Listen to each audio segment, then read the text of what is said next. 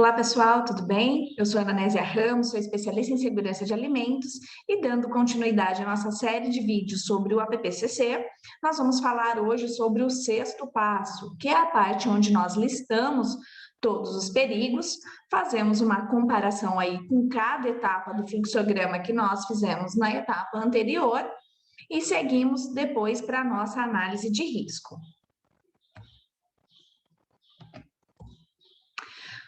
Pelo Códex, né, então no item 3.3, a nova nomenclatura aqui, a nova frase completa é listar todos os perigos potenciais que provavelmente ocorram associados a cada etapa, conduz uma análise de perigos para identificar os perigos significativos e considere quaisquer medidas para controlar os perigos identificados. Aqui nós temos, então, a nossa primeira associação aos princípios, ou seja, tudo que nós fizemos até agora, até o quinto passo, foi organizar o estudo, as pessoas que vão conduzir esse estudo, para agora sim fazer aí a condução da análise de perigos. Pela portaria 46 de 98, o sexto passo, também associado ao primeiro princípio, é listar e identificar os perigos, analisar os riscos e considerar as medidas preventivas de controle. Lembrando, então, o primeiro princípio do Códex é realizar uma análise de perigos e identifique as medidas de controle, e o primeiro princípio da portaria 46 é a identificação do perigo. Na prática, continua sendo efetivamente a mesma coisa, podemos fazer uma análise só e automaticamente atender à portaria 46 e seguir aí os princípios do Códex. Então, pelo Códex, quando nós falamos aí de levantar os perigos, analisar segundo cada etapa, né, ver o que é significativo, ele fala também que quais desses perigos, né, e de que origem que nós temos esses perigos, eles podem efetivamente significar um problema para a produção. E aí ele nos dá um modelo de planilha, né? Ele fala aqui para nós associarmos ao diagrama número 2. Então, aqui pelo Códex, a planilha dele é a seguinte. Primeiro, nós vamos fazer aí a descrição da etapa. Depois, nós vamos identificar o perigo potencial introduzido ou controlado ou aprimorado nessa etapa.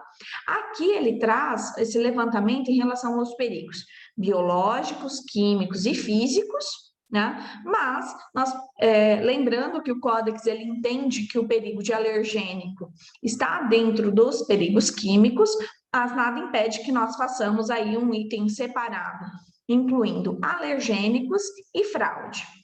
A terceira coluna, dividida em duas, é se este perigo potencial precisa ser abordado no plano RASAP ou não, no plano APPCC ou não. De repente, você pode determinar aqui que esse perigo ele é controlado pelos pré-requisitos, né? Que o próprio pré-requisito é suficiente para controlar esse perigo e daí eu não sigo com ele dentro do APPCC. A quarta coluna é justificar a decisão da terceira. Você tem que levar em consideração que o estudo que você está realizando é feito para que outras pessoas consigam acompanhar a sua linha de raciocínio. Então, não adianta você simplesmente colocar sim ou não e não justificar. É preciso que outra pessoa que não fez parte desse processo entenda de que maneira que esse estudo foi realizado. Então, daí a coluna de justificativa desses perigos. A quinta coluna, quais as medidas podem ser aplicadas para prevenir ou eliminar o perigo ou reduzi-lo a um nível aceitável. Então, aqui, de cara, você tem aí uma planilha onde você vai ter o levantamento do perigo, se ele é um pré-requisito ou se ele precisa ser efetivamente controlado dentro do APPCC, você vai justificar essa informação e depois já vai estabelecer quais são aí as medidas de controle para manter esse perigo dentro de um limite aceitável. Aqui nós temos, então, um asterisco ali na etapa, onde a análise de perigo deve ser conduzida em cada ingrediente utilizado no alimento Isso, em geral, é feito em uma etapa de recebimento para o ingrediente. Outra abordagem é fazer uma análise de perigo separada dos ingredientes, outras etapas de processamento. Lembre-se, aqui está falando de ingrediente, mas vale a pena você levar essa análise também para embalagem, sejam elas primárias ou secundárias, insumos, né? Ou às vezes até uma prestação de serviço terceirizada. Tudo bem?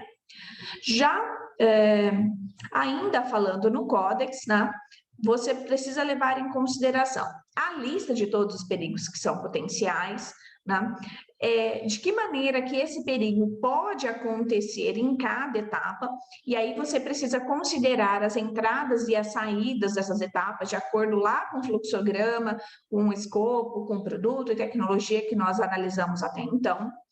Esses perigos devem ser específicos, né? Descreva, é um perigo biológico? Qual é esse perigo biológico? É um perigo físico? Quais são esses perigos, tá?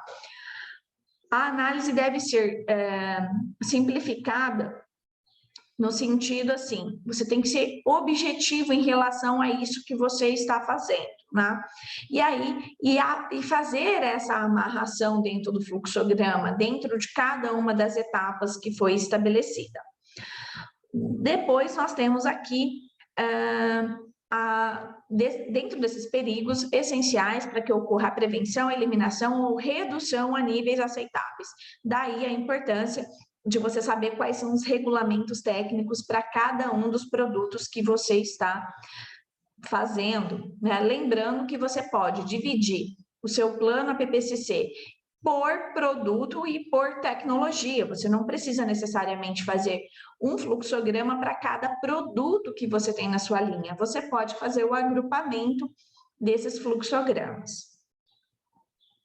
Os perigos ainda precisam ser associados à produção e processamento de alimentos, né? Mais uma vez, levando em consideração os ingredientes e as etapas, a probabilidade de ocorrência desses perigos, levando em consideração os pré-requisitos que nós temos para fazer todos esses controles. É importante também você levantar as probabilidades e as severidades que podem acontecer, né? Nesse aspecto, você pode fazer um agrupamento desses perigos em relação, por exemplo, à probabilidade ou ao sistema de controle, né? Ou você pode fazer ele separado e agrupar aí as ações preventivas para cada grupo, desde que sejam equivalentes às formas de controle, por exemplo, vários micro-organismos que podem ser eliminados por um processo de pasteurização. Nesse caso, você faz o agrupamento aí desses micro-organismos, né?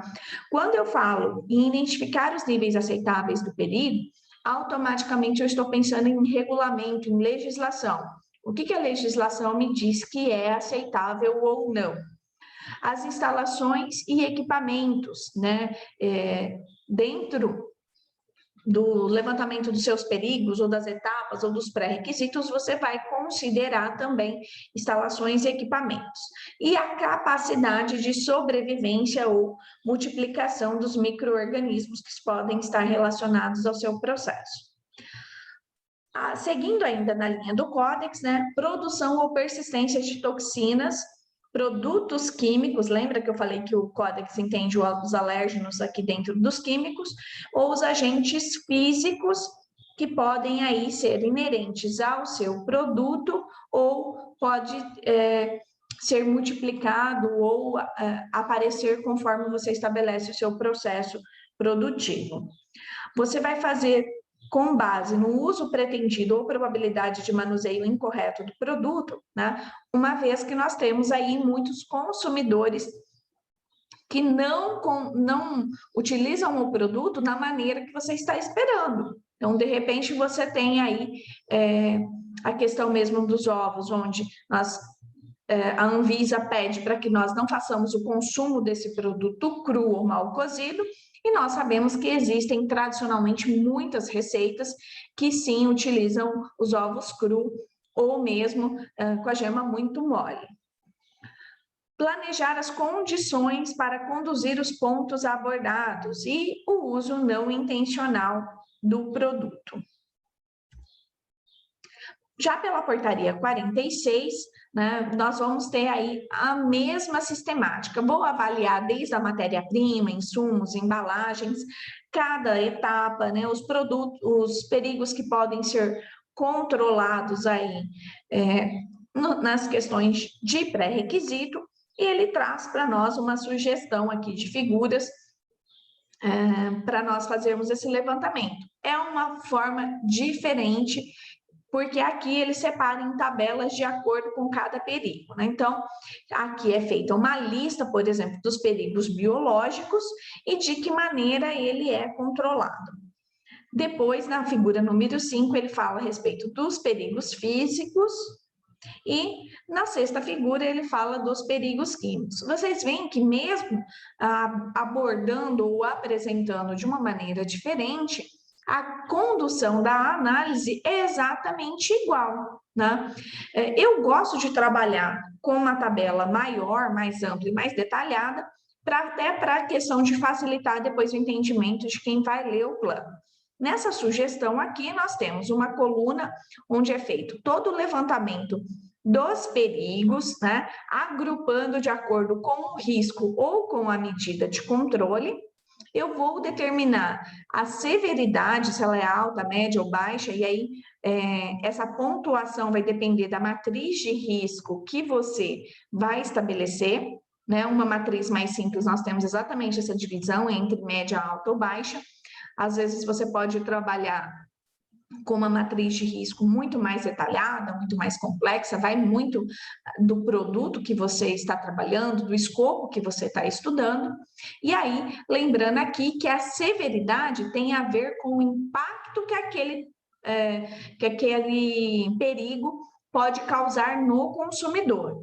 E quando eu falo em probabilidade, eu estou falando quantas vezes isso pode acontecer, né? Que histórico você levou em consideração? Você levou em consideração as probabilidades nacionais, regionais, internas, né? E aí você vai justificando. Então, a determinação da causa. Aqui você pode falar que, de repente, esse perigo é inerente ao produto, ou é um perigo que aconteceu muitas vezes na sua região, por exemplo, é uma pulverização aérea, né? Então, você está dentro de uma área de um determinado plantio, que aquele perigo lá, que aquela pulverização pode vir para a sua plantação, para o seu produto, para a sua criação.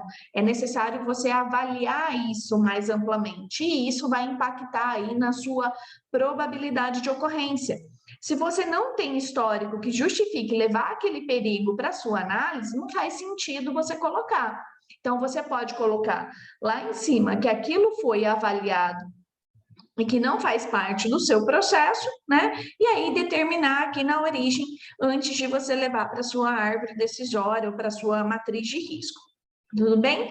E aí eu trago junto aqui a medida de controle. Dependendo do meu risco, aí eu levo para minha árvore decisória ou não. Lembrando que o Códex, ele não obriga a fazer a árvore decisória, mas a portaria sim. Então, esse é o assunto aí do nosso próximo vídeo. Se tiver alguma coisa que não ficou claro, deixa aí nos comentários que eu volto para responder, e se for necessário, eu faço um novo vídeo detalhando um pouquinho melhor o assunto, tá bom? E aí, tá gostando dessa série? Vamos conversar a respeito? Até mais!